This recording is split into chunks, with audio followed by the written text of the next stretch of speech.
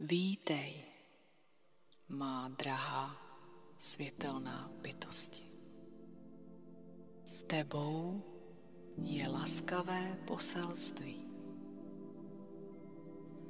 Vítej u harmonizace a napojení se na tvou druhou křížovou čakru. Pomocí těchto léčivých afirmací stačí se jen pohodlně usadit a naslouchat mému hlasu. Poslouchej je, kdykoliv budeš mít prostor, nebo ucítíš potřebu obnovit svou rovnováhu a najít sebe sama. Pokud si přeješ spojit se s tvou křížovou čakrou, opakuj si tyto afirmace každé ráno a večer po dobu nejméně 21 dnů.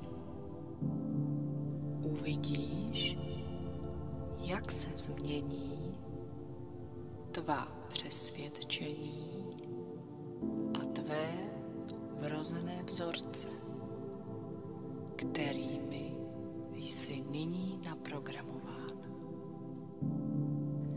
Nezapomínej, že tvé šťastné žití a zdravý životní styl přivolává do tvého života pohodlí, pohodu a uvolněnost.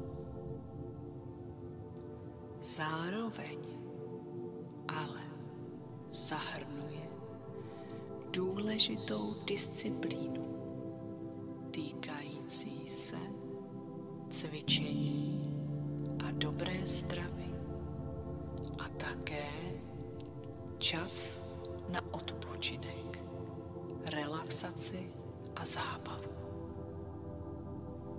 Ve chvíli, kdy máš nastaveno přesvědčení, že si radost a potěšení nezasloužíš,